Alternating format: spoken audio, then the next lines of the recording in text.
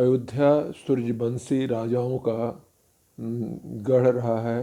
सबसे पहले आदि मानव मनु और शत्रुपा का भी स्थान अयोध्या ही था।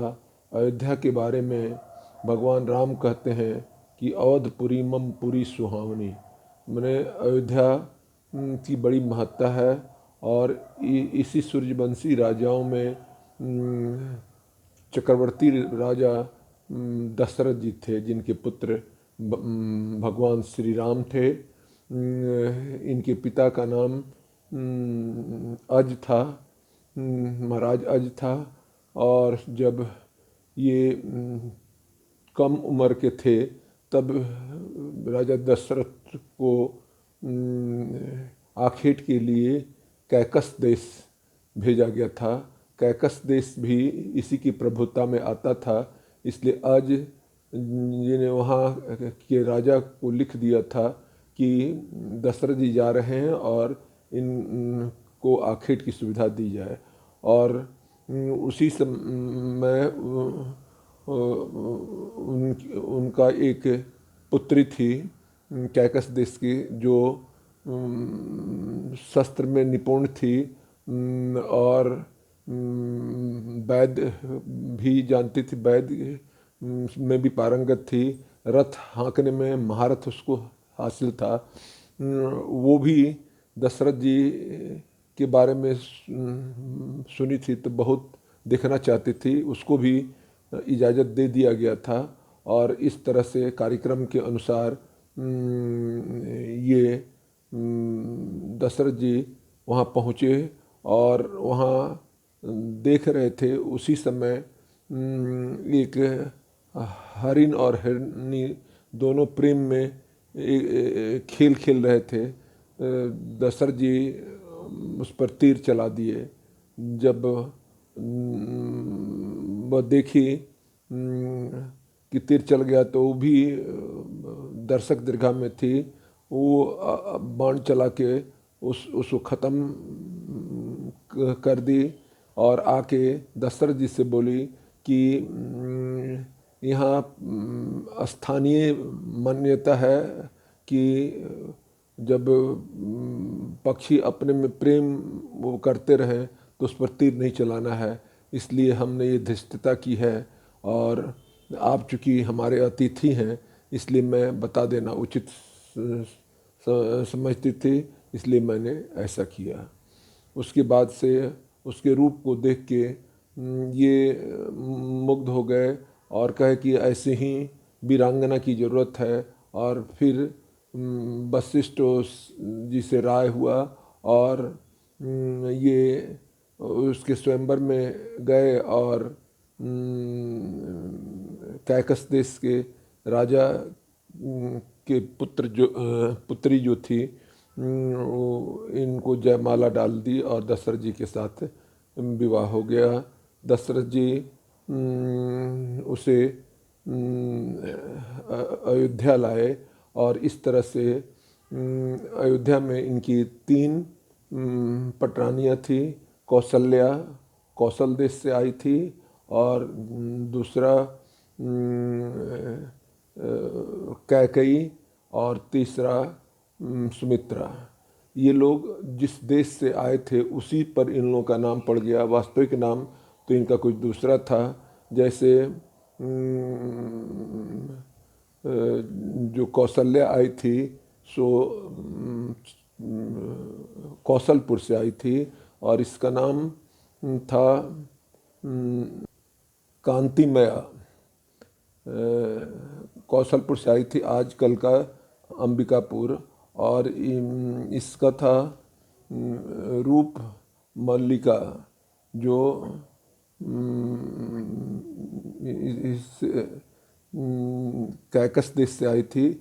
और गुणवती सुमित्रा जी का नाम था। तो जो कैकस देश से आई थी प्रिय मदा, उसमें शर्त रखा गया था कि इससे जो पुत्र होगा उसी को राज्याभिषेक दिया जाएगा। और वो लोग जानते थे कि ये चीज़ व्यवहार में नहीं आएगा, इसलिए मंथरा को साथ में भेज दिए थे। तो इस तरह से राजा बड़े प्रसन्न थे। दशरथ जी की तीनों रानियों में भी बहुत अच्छा संबंध था, दिन अच्छा से गुजर रहा था। एक ही चीज़ की कमी थी कि सूर्यवंश में कोई आगे बढ़ाने वाला कोई पुत्र नहीं था। ये इस कमी को भी जब ये लोग वशिष्ठ से मिले, दशरथ जी एवं तीनों रानियाँ, और अपनी व्यथा सुनाई, तो वशिष्ठ ने कहा कि आप लोग एक पुत्र के लिए तरस रहे हैं, चार चार पुत्र होगा, लेकिन उसके लिए यज्ञ कराना होगा। और उनके सौजन्य से चार पुत्र का जन्म रामनवमी के दिन कुछ कुछ घंटा के उपरांत हुआ। कौशल्या से श्री राम का प्रागट्य हुआ, तथा कैकेयी माँ से भरत जी का, और सुमित्रा के दो राम और लक्ष्मण और शत्रुघ्न जी हुए, और इस समस्या का निदान हुआ। फिर क्या था, अयोध्या में खुशी ही खुशी मनाई जा रही है। जन्मदिन पर नगाड़े बज रहे हैं, कहीं शहनाई बज रही है। अयोध्या एकदम सज गया था। और इसके बाद से चारों बच्चों का संस्कार किया गया, विभिन्न संस्कार किए गए। नामकरण संस्कार में वशिष्ठ आए और नामकरण संस्कार हुआ। जो सबसे ज्येष्ठ पुत्र थे उनका नाम राम रखा गया। जो आनंद सिंधु सुख राशि सिकरते त्रिलोक सुपासी, सो सुख धाम राम असनामा, अखिल लोकदायक विश्रामा, विश्व भरण पोषण कर जोई, ताके नाम भरतस होई, जाके सुमिरन तेरि पुनासा, नाम शत्रुघ्न वेद प्रकाशा, लक्षण धाम राम प्रिय, सकल जगत आधार, गुरु वशिष्ठ ने रखा लक्ष्मण नाम उधार। उसके बाद से जनेऊ संस्कार हुआ। उसके बाद से पढ़ने के लिए चारों को वशिष्ठ मुनि के आश्रम में भेजा गया, शिक्षा हुआ। उसके बाद से विश्वामित्र आए और राम लक्ष्मण को अपने साथ बक्सर ले गए। उनका जग में बाधक बन रहे थे सब राक्षस। ताड़का रास्ते में मिली, उसको एक ही बाण में भगवान राम समाप्त कर दिए और जग की रक्षा किए। वहाँ से फिर विश्वामित्र ने कहा कि जनकपुर में धनुष यज्ञ है, उसमें आप लोग चलिए, और उनके साथ जनकपुर गए। तो इधर जो है सो चारों रानियाँ, तीनों दशरथ जी की रानियाँ बहुत खुशहाल थीं। उसी समय एक घटना घटा, देवासुर संग्राम हुआ। देवासुर संग्राम में दशरथ जी भी गए और साथ में कैकस देश से जो आई थी कैकेयी, वो भी साथ में गई। वो रथ हाँक रही थी और ये अपना शस्त्र चला रहे थे। भयंकर युद्ध हुआ और चंडी लगता था कि दुर्गा एकदम साक्षात दशरथ जी के रथ पर बैठी हुई है, और मार काट काफ़ी तीव्रता से हो रहा था। अस्त्र शस्त्र का उपयोग हो रहा था, एक से एक अस्त्र चलाया जा रहा था। उसमें उनका एक चक्का निकलने ही वाला था कि उसको एक चक्का पर चलाती हुई उसमें कील में अपनी अंगूठी डाल दी। इस तरह से एक बाण आया और दशरथ जी को लग गया। वो रावण चलाया था कस के। दशरथ जी बेहोश हो गए। उसको एक हाथ में थामे हुई थी और घोड़े का लगाम दांत से पकड़ के काफ़ी भयंकर युद्ध हुआ और अंत में विजय दशरथ जी को हुआ। लेकिन इस विजय का सारा श्रेय जाता है कैकेयी को, और लगता था कि जैसे 1857 में झांसी की रानी जैसे वीरांगना हुई थी, और झांसी के रानी के बारे में लिखा गया है कि खूब लड़ी मर्दानी, वो तो झांसी वाली रानी थी, अकेले निकल गई थी। उसी तरह से ये भी वीरांगना लगता था कि दुर्गा का स्वरूप है। और जब जीत हुई तो ये तो बहुत बुरी तरह से घायल हो गए थे। इनको गुप्त स्थान पर ले गई। इसके पहले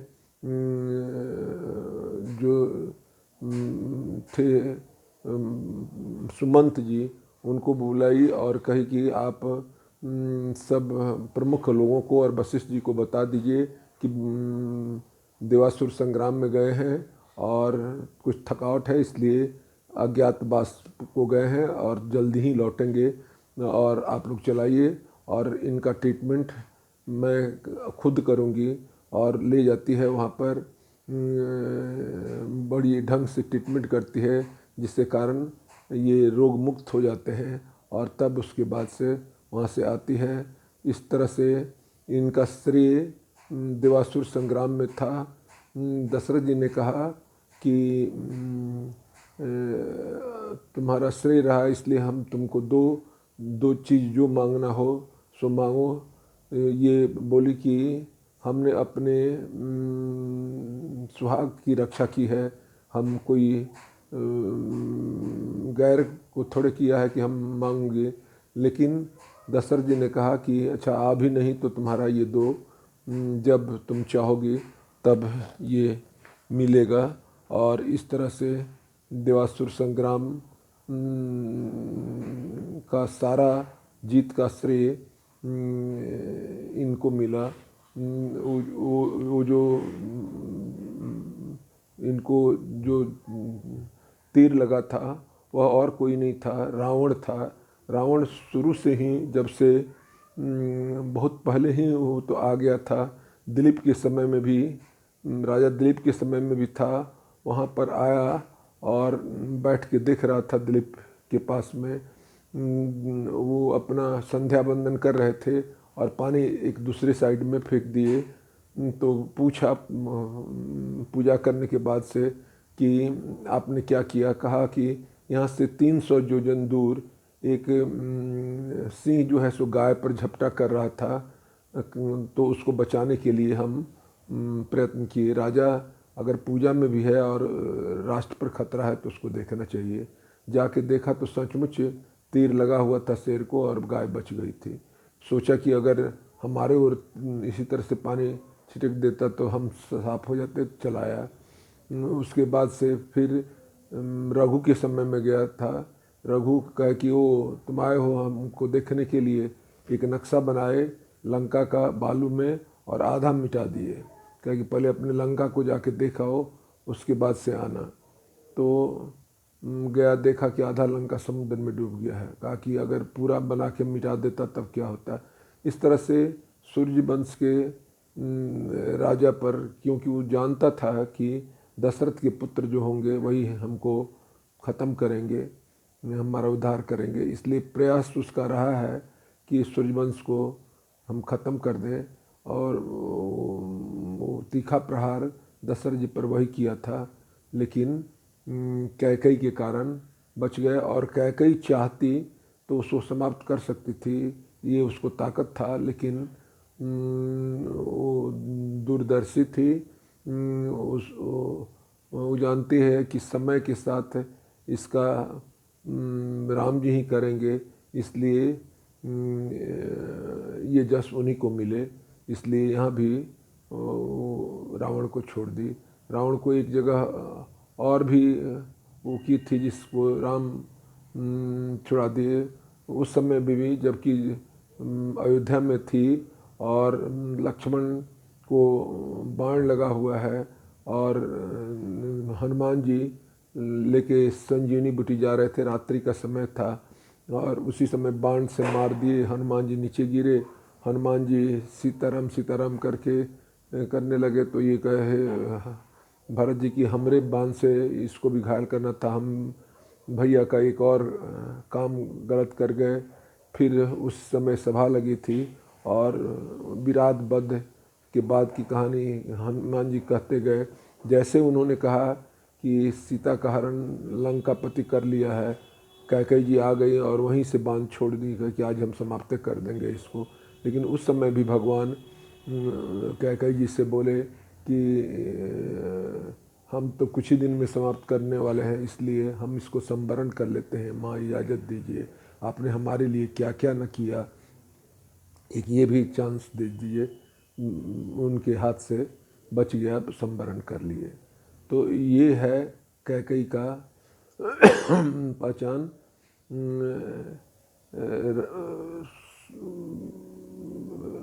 राजा दशरथ के यहाँ भगवान आ गए और भगवान अब अधिक काम अयोध्या का ही कर रहे थे, इसलिए देवताओं में एक खलबली मच गई कि भगवान अगर इधर ही रह जाते हैं तो हम लोग के लिए अवतार हुआ था राक्षसों के नाश करने के लिए, वो कैसे होगा, इसलिए कुछ किया जाए।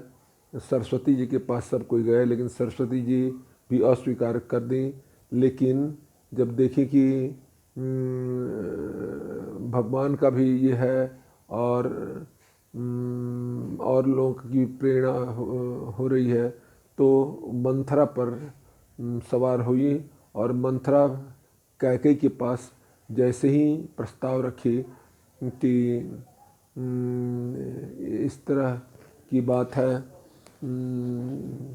तो कैकेयी ने कहा कि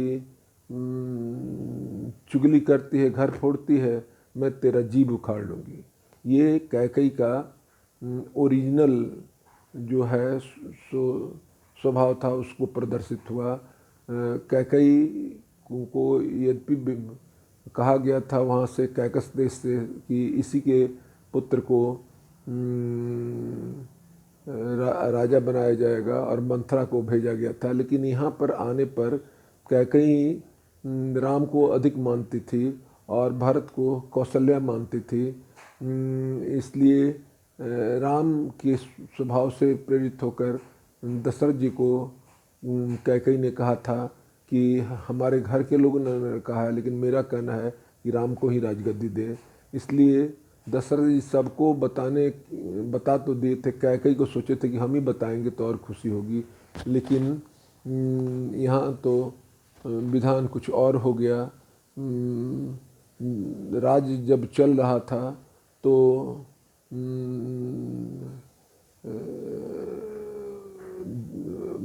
ननिहाल से भरत जी और शत्रुघ्न लाल का बुलाहट आया, वो वहाँ चले गए।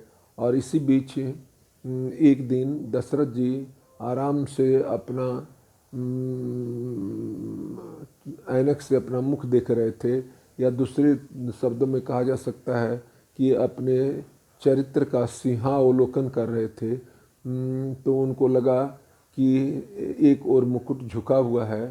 रामकिंकर उपाध्याय बोलते हैं कि क्रिया के प्रति आसक्त थे, इसलिए एक और झुके हुए थे, मैंने कैकेयी को अधिक प्रधानता देते थे। तो एक तरफ सफ़ेद बाल दिखाई दिया और वो निर्णय ले लिए कि राज्याभिषेक कर दिया जाए राम जी का। वशिष्ठ के पास प्रपोजल रखे, वशिष्ठ ने भी कहा कि अति उत्तम।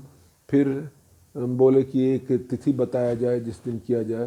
तो वशिष्ठ ने कहा कि हर तिथियां आकुल व्याकुल हैं कि हम में बैठ जाएं, हाँ ऐतिहासिक हो जाएं, और उस राम को बैठाने के लिए तिथि, खैर एक तिथि बता दिए और कहे कि सब कुछ ठीक ठाक रहा तो इसकी तैयारी कीजिए।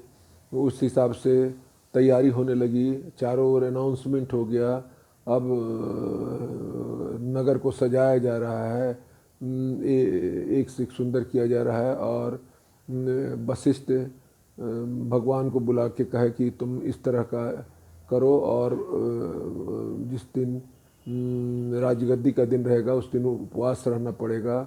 और सुमंत जी को सारा सम्मान राजगद्दी के लिए लिखा दिए और सब तैयारी होने लगी। इसी बीच फिर मंथरा गई और कैकेयी के पास कही कि आपसे छिपाया गया, आपके बेटा को भेज दिया गया, षड्यंत्र रचा जा रहा है। सुमित्रा जी का तो एक लड़का भरत जी के साथ है और एक लड़का राम जी के साथ है, तो कोई राजा बनेगा उनका कुछ नहीं होगा, आपको दासी बनाया जाएगा, इत्यादि इत्यादि इतना बात कही कि अंत में कैकई का भी मन फिर गया और कैकई माँ जो है सो कोप भवन में चली गई। कल राज्याभिषेक होना है और एक रात पहले वो चली गई कोप भवन में। दशरथ जी को पता चला, वो गए और बोली कि क्या कारण है, तो बोली कि आपने कहा था ना कि 2 बर है देवासुर संग्राम में, तो आज समय है मांगने का, लेकिन आप पहले कसम खाइए भगवान का कि वो दे दीजिएगा।